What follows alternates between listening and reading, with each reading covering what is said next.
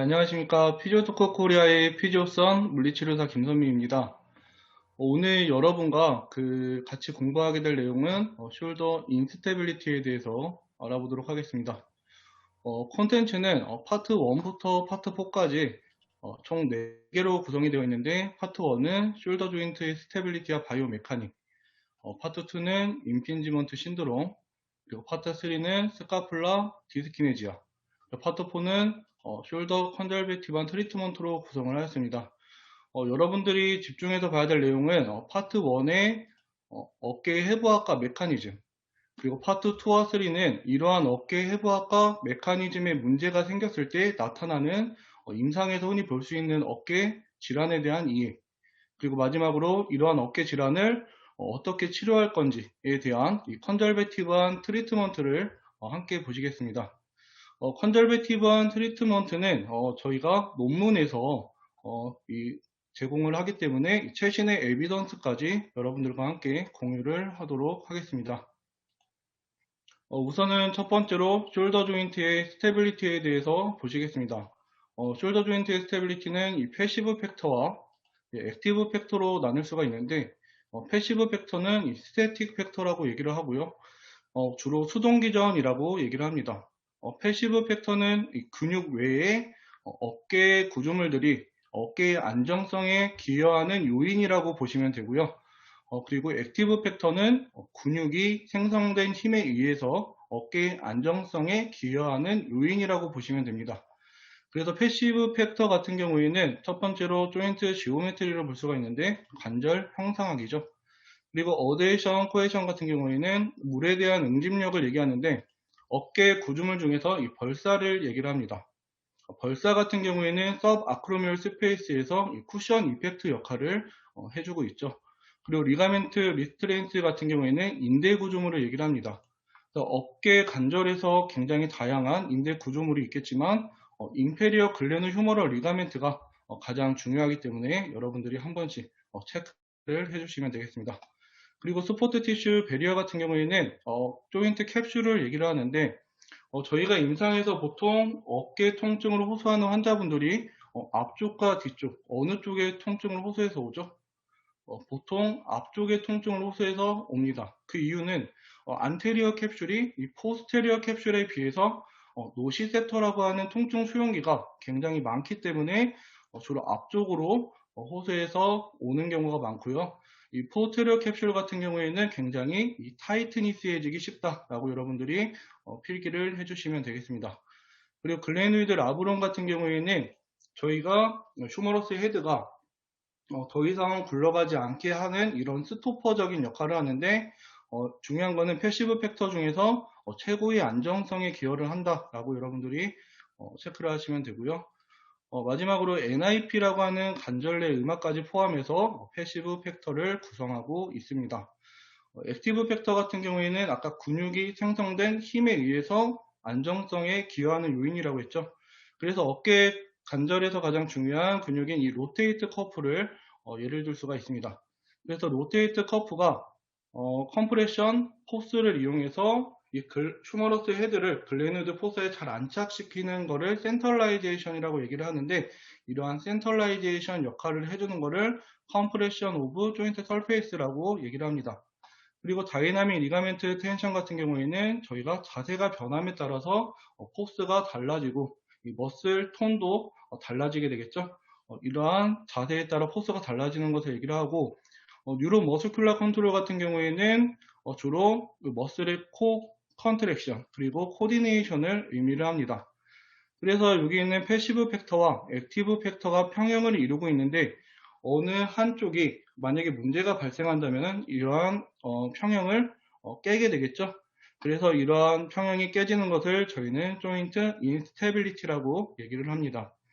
어깨 관절에서는 주로 불안정성 그리고 인스테빌리티라는 용어를 많이 사용하게 되는데, 이는 저희가 휴머러스 헤드가 글레노이드 포사의 25에서 30%밖에 이 컨택이 되어 있지 않기 때문에 굉장히 불안정하다라고 보시면 되겠습니다.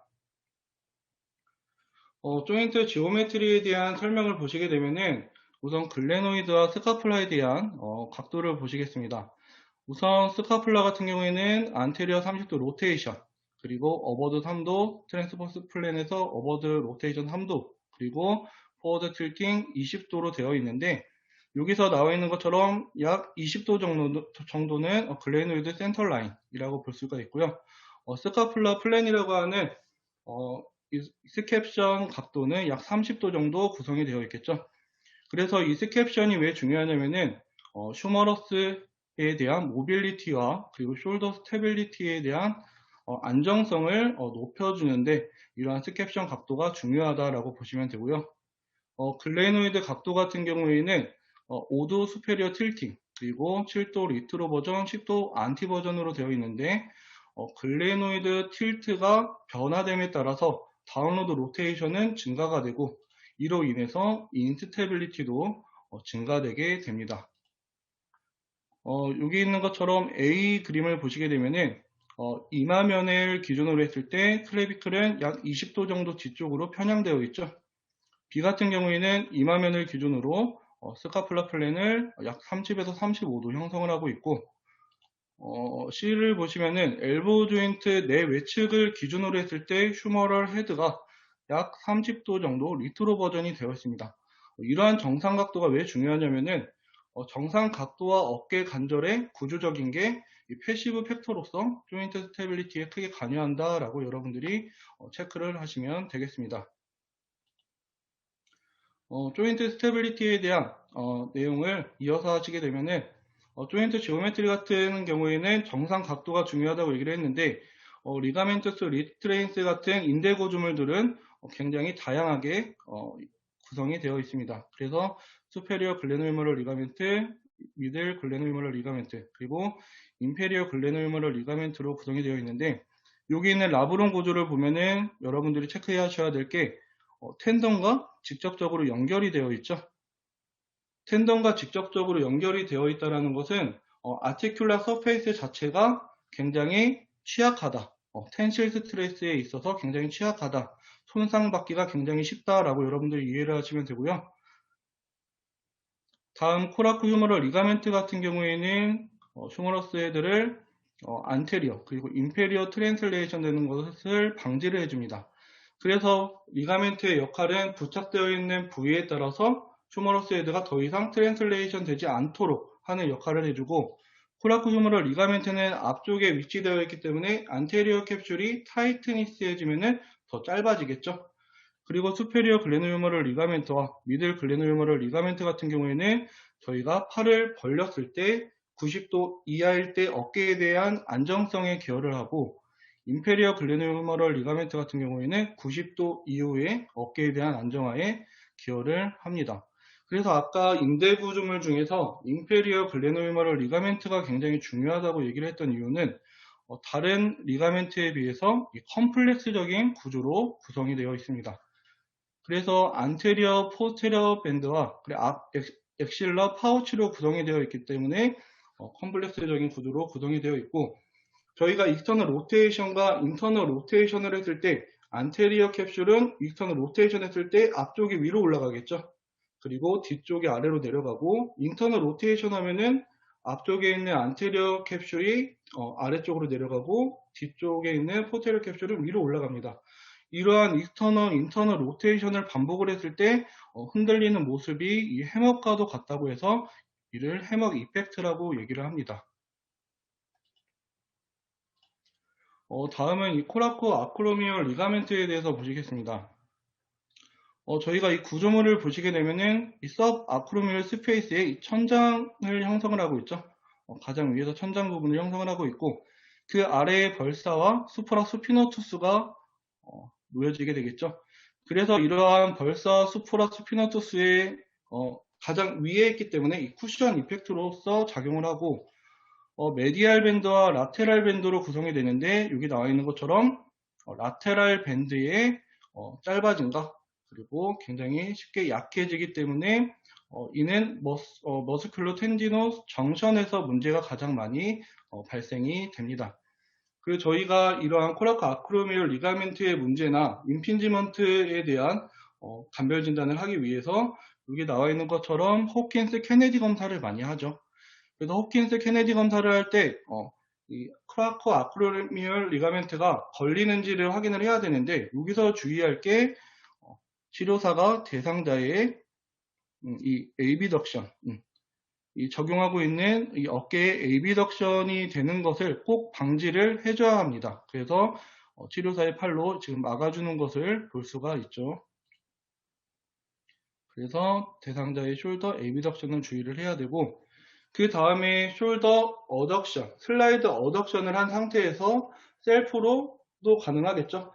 셀프로 팔꿈치를 위쪽으로 올리게 되면은 이를 이 요콩 검사라고 얘기를 합니다. 다음은 라브룸에 대해서 보시겠습니다. 저희가 주차를 할 때 더 이상 바퀴가 굴러가지 않도록 하기 위한 이런 스토퍼적인 역할을 한다고 했었죠. 그래서 글래너 휴머럴에 대한 트랜슬레이션을 약 20% 정도 감소를 해주고 이러한 라브룸은 패시브 팩터로서 최고의 안정성에 기여를 한다라고 여러분들이 체크를 하시면 되겠습니다. 그 다음에 이러한 라브룸이 소실이 되게 되면은 뎁스 자체가 50% 정도 감소되게 되겠죠. 50%가 감소하게 되고 뎁스가 50% 감소했다라는 것은 스테빌리티가 감소됐다라고 보시면 됩니다. 뎁스가 50% 감소가 되면은 반대로 컴프레션 포스는 당연히 줄어들게 되겠죠. 컴프레션 포스가 줄어드는 것은 이 모빌리티가 감소됐다라고 보시면 되겠습니다. 그래서 뒤에 보시면은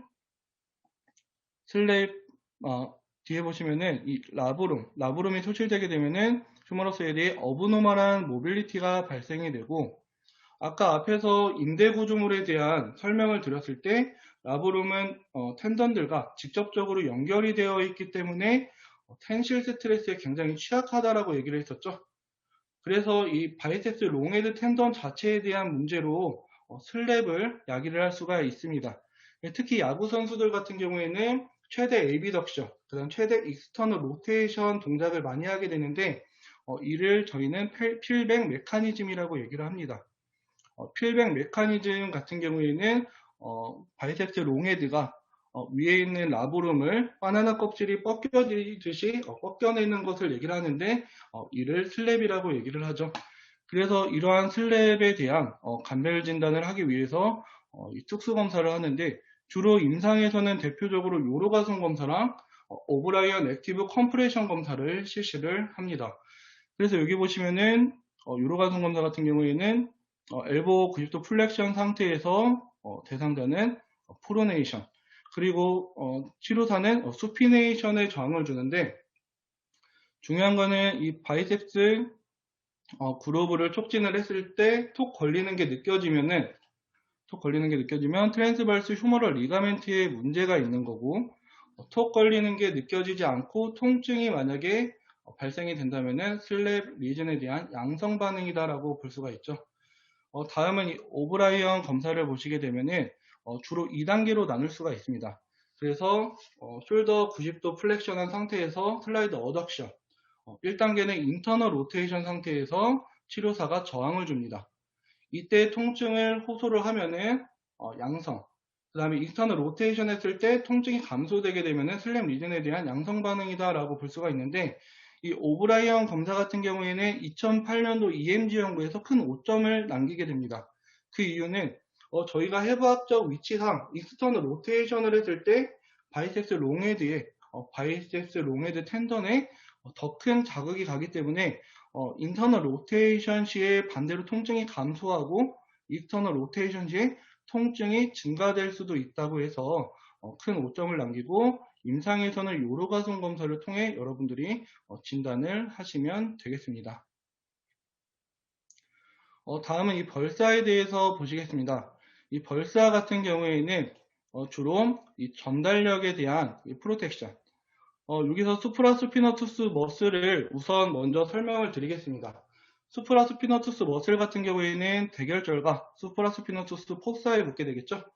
근데 뒤쪽으로 살짝 꼬여서 붙기 때문에 수프라스피너투스 폭사의 뒤쪽으로 살짝 꼬여서 붙기 때문에 수프라스피너투스가 수축을 하게 되면 이 꼬이는 힘인 이 쉐어링 포스가 증가되게 됩니다. 그래서 이 벌사의 역할은 이러한 수프라스피너투스의 쉐어링 포스를 체어링 포스를 감소시켜주고 이로써 쿠션 이펙트 역할을 해주게 됩니다. 그래서 벌사도 안테리어 캡슐과 같게 이 노시세터라고 하는 통증 수용기를 갖고 있어서 보통 환자분들이 어깨가 아파서 오는 경우가 벌사 부위가 아파서 오는 경우가 굉장히 많습니다.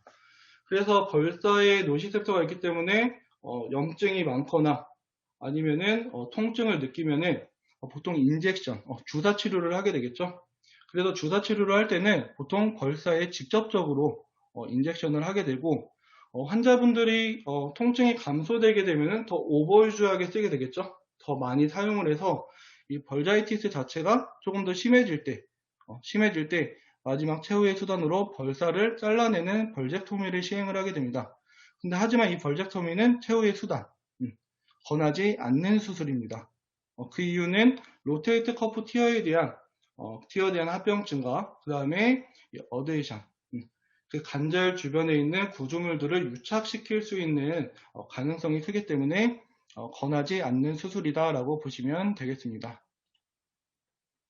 서브아크로미얼 스페이스 같은 경우에는 아크로미움과 슈머러스 헤드의 이 공간을 얘기를 하는데 보통 어깨 관절은 4개의 관절로 이루어져 있죠. 근데 어깨 관절에 대한 임상 연구를 하는 연구자들은 이러한 아크로미움과 슈머러스 헤드, 즉 이 서브아크로미얼 스페이스에 대한 이 공간도 굉장히 중요하다고 생각을 하기 때문에 AH 조인트도 있다고 얘기를 합니다. 그래서 여기서 중요한 거는 수프라 스피노투스 아울렛 공간이 임상 연구자들한테는 굉장히 중요해서 이러한 AH 조인트도 있다고 얘기를 하고 이 공간 자체는 건강한 성인은 약 1에서 1.5cm 그리고 90도 엘리베이션 하게 되면 4.1mm 그리고 임핀지먼트 신드롬 환자분들한테는 1.3mm로 굉장히 공간이 좁아지게 되죠. 아크로미온에 대한 이 모양을 보시게 되면은 보통 임핀지먼트 신드롬을 동반하는 환자분들 중에서 이 아크로미온 모양 자체가 플랫하거나 아니면 커브형이거나 그리고 후크형일 때 이 어깨 관절에 충돌을 일으켜서 통증을 호소하는 환자분들이 있습니다. 근데 보통 과거에는 이 아크로미온을 잘라내는 이 뼈 자름술을 시행을 했었는데 최근에는 하지 않습니다. 왜냐면은 뼈를 잘라도 통증이 유발되기 때문에 최근에는 이 뼈자름술을 하지 않는다라고 여러분들이 체크를 하시면 되고요. 패시브 팩터 마지막으로서 이 NIP, 이 관절내 음압을 볼 수가 있습니다. 관절내 음압 같은 경우에는 주로 이 슈머러스 헤드가 인페리어 트랜슬레이션 되는 것을 방지를 해줍니다. 그래서 우리 몸은 기압, 온도의 영향을 받고 기압의 영향과 그리고 습도의 영향을 받죠. 그래서 기압이 낮고 습도가 높으면은 통증이 더 높아집니다. 그 이유는 관절내 조직이 느슨해지기 때문에 통증을 주로 호소해주고 저희가 관절내 음압 같은 경우에는 저희가 통증이 있는 환자분들한테 핫팩을 적용시켜주는 이유도 될 수가 있습니다. 핫팩을 적용하게 되면은 기압을 올리고 습도를 낮추면서 이러한 패시브 팩터로서 어깨에 대한 안정성도 올라가게 되겠죠. 그래서 NIP에 대한 부분도 여러분들이 체크를 해주시면 되겠습니다. 근데 관절내 음압 같은 경우에는 여기 나와 있는 것처럼 웨이트 베어링이 되어 있으면은 스테빌리티에 기여하지 않습니다. 그래서 웨이트 베어링 이 부분을 여러분들이 한 번씩 체크를 해주셨으면 좋겠습니다.